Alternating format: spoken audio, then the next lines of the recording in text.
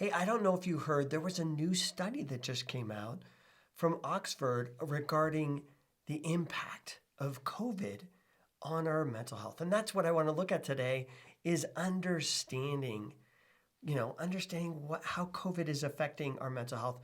And specifically what I want to do is talk a little bit about understanding your mental health, period, so you can know what you're evaluating and know maybe it's affected you, maybe it hasn't, and a treatment plan. Coming up with some ideas that you could do because it's really important that you take some serious actions to help maybe offset any kind of brain fog or other effects that you are feeling with your own mental health. Hey, I'm Brett, licensed psychotherapist and executive director for The Gathering.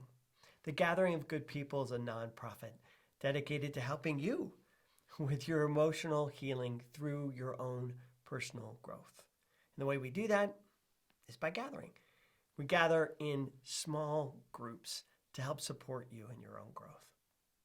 I remember it was almost a year ago today that I was in a clinical group within my own practice, and it was our clinical group leader who made the comment, well, what's it matter? Eventually, we're all going to get COVID. So what's the big deal? Let's just get it over with. And I remember thinking in that moment, like, dude, this is something totally new. We're hearing a lot about brain fog. We're hearing a lot about how it's affecting you long-term physically. I'm not sure I agree with that attitude. It was almost like the attitude of, it's like a cold or a flu, get it over with it, move on with your life. But I was a little bit more skeptical, worried about the long-term effects. And now we have some studies coming out, like I mentioned, the study coming out of Oxford that shows there are some long-term effects, not only physically on your own body, but mentally. And man, mental health is my game. And it's the one thing that I worry most about for my own self is I want to make sure my brain stays clear because it's such an important piece of my life. So today, I want to look at, what are emotions? How do we understand emotions? How do we evaluate for ourselves what's going on in our emotions? And then look a little bit about, how to help with all of that process. So first, let me go over the study. The study was, again, done in Oxford, England, but it looked at American patients, and it specifically looked at the patients that were in ICU, the people that were treated because their symptoms were so dramatic, so life-threatening. But it made me wonder, what about all of us? What about all the rest of the people that maybe got COVID and didn't have big symptoms, or the symptoms were just so mild, we hardly even noticed them at all? What impact is it having on our mental health? And again, we've seen and heard a lot about mind fog and memory loss and insomnia. And so that's kind of where I'd like to hopefully see some more studies happening in that area. And maybe, some of the information we can share today can help you with that. But let's go over what the studies showed. The basic research was looking at 1 in 3 people who had severe symptoms of COVID developed some kind of neurological or mental health issues. That's incredible. It showed people having like a 17% increase in anxiety and a 14% increase in depression. Those things are really significant for me. Only like 3%, 2% were showing really intense mental illness like psychosis, seeing things, paranoia, that kind of stuff, and dementia. And again, dementia is one of those things that scares the pucky out of me. It's like, that is the last thing I ever want to get. But again, the numbers were pretty low in showing dementia.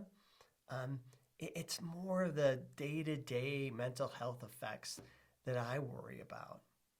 So let's start off and talk a little bit about what are emotions? So we can kind of understand what we're talking about and understand what you're looking for. Well, if you've seen any of my videos, especially my videos on emotions, what are they? You can check out one of these above. It's kind of frustrating because most people don't understand emotions, and even science, we don't even talk a lot about what emotions are and how they function in our lives.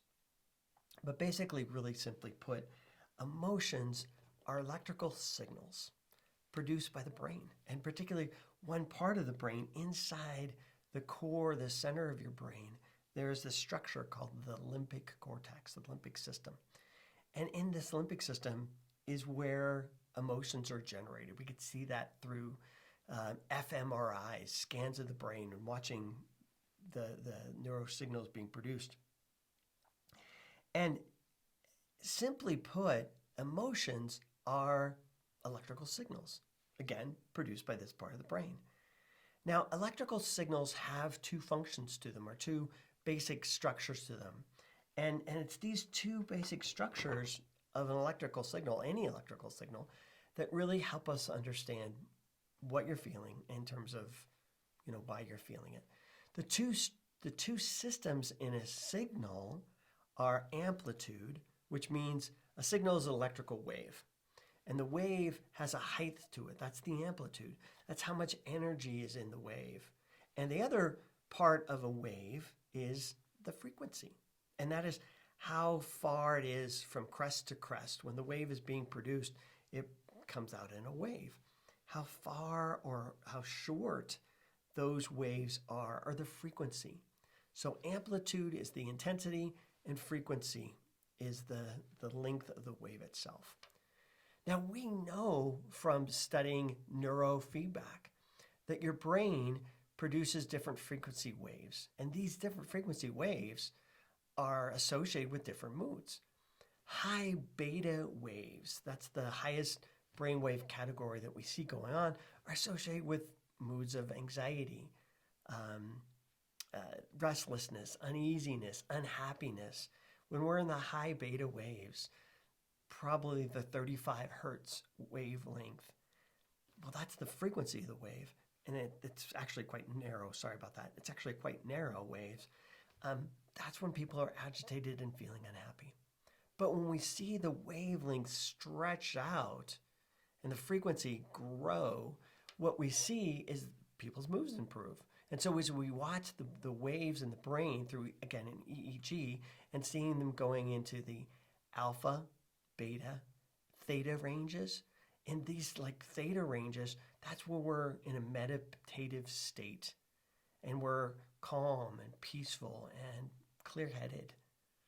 And so what's happening with COVID is that COVID is it's an inflammatory disease where it causes inflammation in blood cells and in tissue. And what we're thinking is that the inflammation that it's causing in the brain is changing the frequencies in which your brain is producing energy.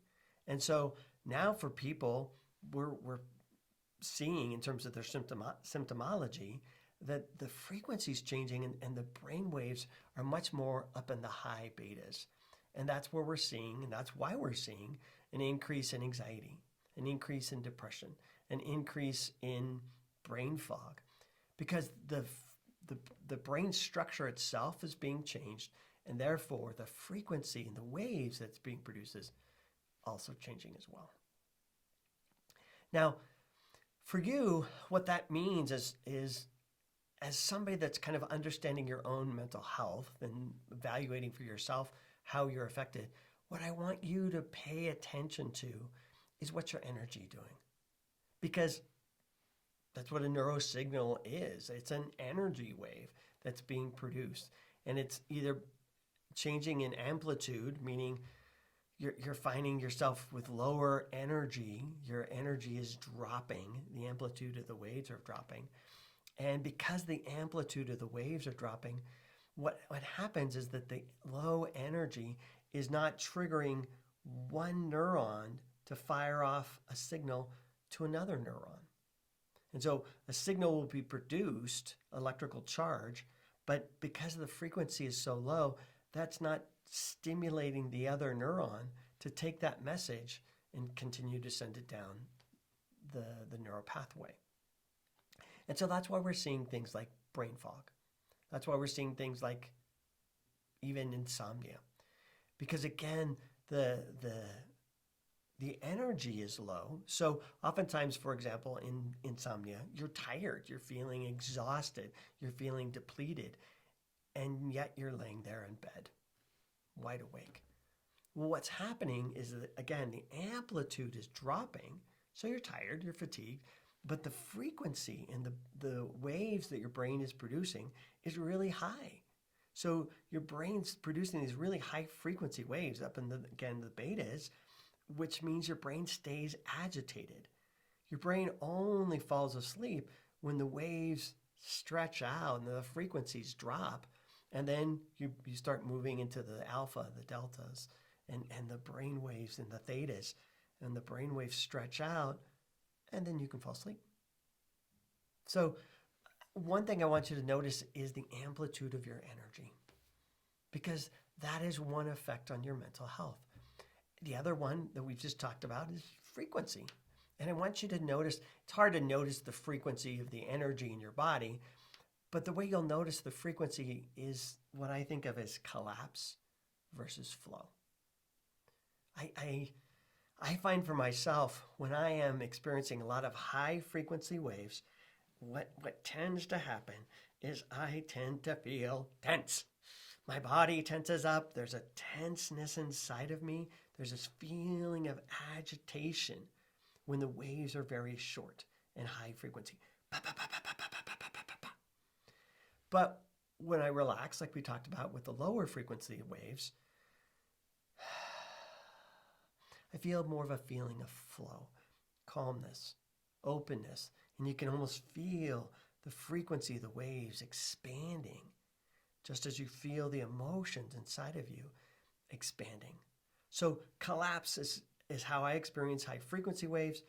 Expansion is how I experience low frequency waves. And oftentimes I call that a feeling of flow. It feels like the energy is just flowing right through me. And so maybe you don't qualify for depression, clinical depression. I want to take my own life, or I just feel like life's not worth living, or I just feel like hopeless. Nothing's going to ever work. I'm just trying to think through all the symptoms of depression. Maybe you're not feeling that dramatic kind of effect of depression, but maybe you've noticed that your energy is just low. And maybe you've noticed even though you have low energy, you just feel this agitated feeling inside. Well, that's a sign that you're starting to feel depressed. The opposite of that is that you have this high amplitude, a lot of energy, and again, high frequency, and you're feeling agitated. You're just feeling irritated. Well, that in its extreme form is diagnosed as anxiety and anxiety disorders. And maybe you're not there yet, and hopefully never will be, but that is what you're looking for. If you're feeling that high energy and the high frequency, then you're moving into the depressive or the anxious category. So be aware of that. Now, so that's your first homework assignment. Be aware of your energy. Notice your energy. Notice how maybe your energy is different than it used to be a year ago, because that could be the mental health effects. Understanding those mental health effects is really important. But the second thing I want to talk about today is what to do about it. And this is for me, the most important part.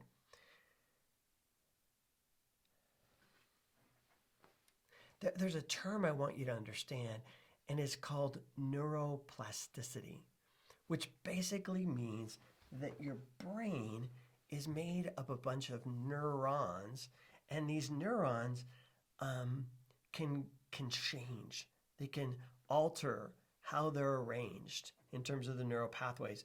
And you can even generate and create new neurons through practice, trial, and growth. And why neuroplasticity is really important for you is because what you want to do is you want to program or wire your brain. And because your brain is plastic, it's flexible, you can do it. But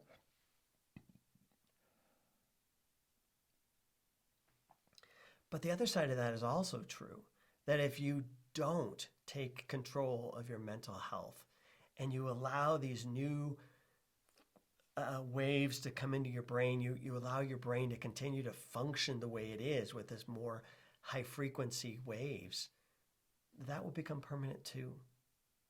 Your brain is plastic. It'll adapt to whatever is happening. It is through repetition that these new patterns become installed. So they'll either become installed negatively because you have these negative patterns happening in your brain that have maybe been induced by COVID, maybe. But because of the neuroplasticity in your brain, you can rewrite those. You can override those. And it'll take time and practice because neurons basically reinforce over time and over repetition. But it absolutely can be done.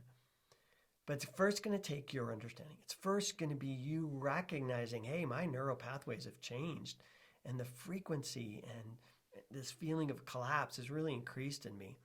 And then by first recognizing the pattern, then you can begin to interrupt the pattern and then replace the pattern, which is the third step, and bringing back flow. And the way we bring back flow is practicing things that will create those low frequency waves. So meditation, relaxation exercises, even exercise is a great way to produce flow.